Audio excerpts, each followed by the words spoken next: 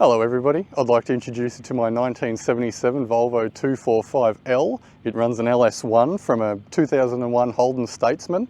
You can see it's burnt orange, or majority of it is burnt orange.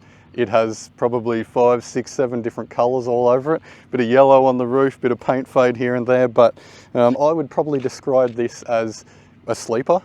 I'll give you all a little tour, a little walk around as to what it looks like close up, but I'm here today in the skid pan that is North Brisbane Industrial Estate, which is pretty exciting. We won't be doing any of that today, of course. We have 24-hour video surveillance here. I can see next to me there, so we'll be taking it very steady, but please enjoy the video. Something special about the L is that they were imported as a van into Australia. So they were classed as a commercial van, and that enabled Volvo to bring them into the country, avoiding some sort of tax in Australia, which I think is a cool little piece of trivia. So they would bring these over from Sweden, they would bring them to the workshop would then install rear seats into them, and they would sell them as a standard vehicle here. So as you can see, the paint on this car is very rough. You can see that that rear door there, she's probably a complete different shade to the rest of the vehicle. If we have a look at the roof there as well, quite rough. But that's the way I like it. To me, this is a really, really good sleeper. Now you'll see there we've actually got the 245L badge.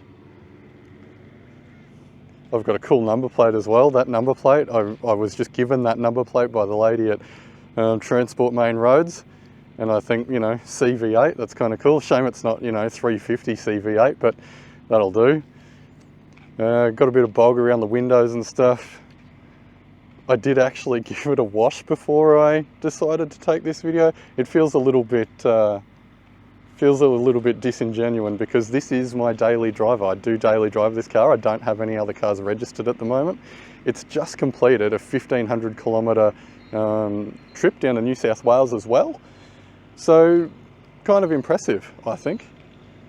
Testament to the build quality of these cars. So running gear, let's get stuck into the running gear. I'll pop the bonnet for you. 2001 Holden Statesman, so in under there. That's her, that's the LS1. So the LS1 came stock in various Commodores that we got in Australia, the Statesmans. I'm not sure if there were anything else that got an LS1, but basically all of our Commodores over here, they came with a V6 or some form of LS. So the LS1, this one's from 2001. I think they started in 99 over here. And then we got the 6 litre and all of that sort of stuff later on. But this was a budget build, and this was what I could afford at the time.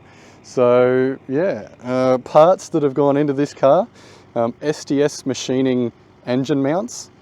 I've got their cross member as well. So this car does run a 6-speed manual, a T56, which I grabbed off a guy that actually had an LS1 in a Ford Falcon, an XD or an XE, I think it was. So yeah, kind of cool. Other parts, it's a stock Volvo radiator, a 940 turbo radiator. I'm not a big fan of the mounts that I did up. I would like to fix those. They're a little bit ugly. Go Fast Bits fuel pressure reg up there. What else? Stock coils. It is a new harness. I did get a new harness made. 12 Volt Customs did that for me, and yeah, they did a really good job. K&N air filter. There's really not much else to it. The thing that I do like about this car, I wanted to build it, yes, 1 as a sleeper, but 2 as something that I could cruise in. And the rear diff ratio in this car, I left it alone. I mean,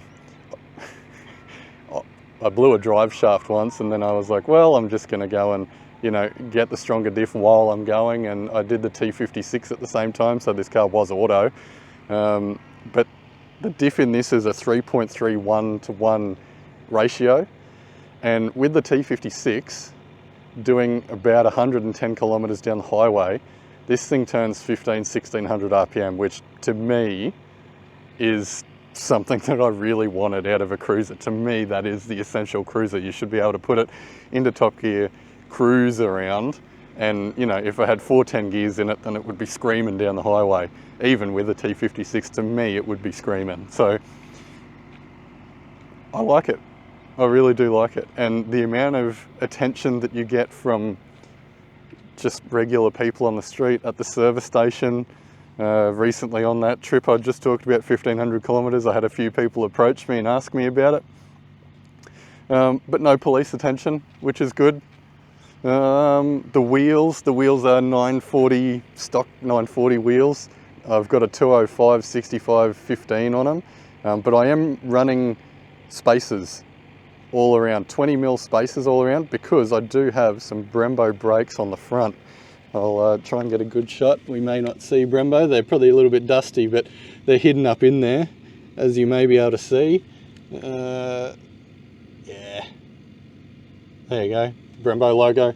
That's not just a clip-on, that's the real thing. That was from B&E shop. He provides some really good aftermarket Volvo stuff. What else can I tell you about this car? Factory suspension, everything is factory. When I bought the car, so a little bit of story about buying the car, saw it come up on ozvolvo.org, which is our Australian Volvo forum. The gentleman wanted $500 for it, running, driving, but no registration. I said, yep, I'll take it, because I particularly wanted a burnt orange Volvo. I really don't know why I like the burnt orange, but I do. He drove it to me when I was living on the Sunshine Coast. He drove it to me from South Brisbane, so it took, I don't know, an hour and a half, 2 hours, maybe some tolls along the way.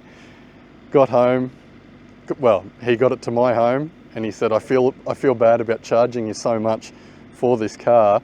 I'll give you $300 back. And I said, well, hang on, no, like $500, I think that's pretty reasonable, mate. You've dropped it off to me. And he said, no, take it, here's 300 back. So basically, I got this car running and driving with the stock engine in it, the stock 2.1 4-cylinder, for $200.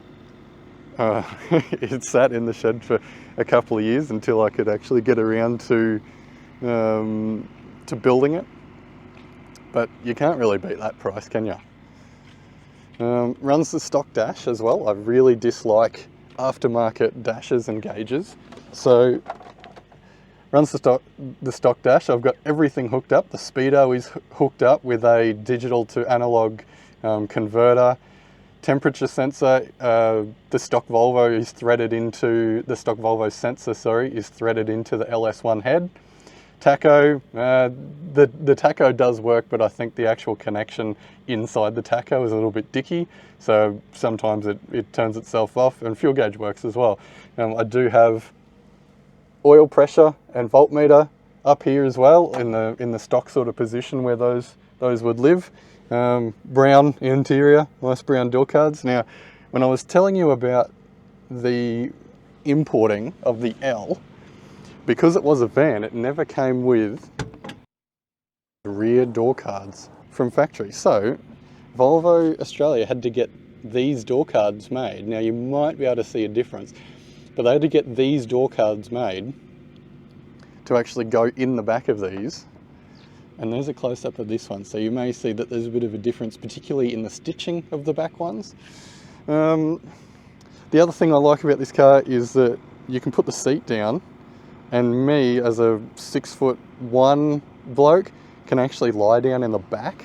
So you don't really get that with cars now, being able to put the seats all the way down. So I think that that's kind of a nice little feature of this car to have. So that's my Volvo.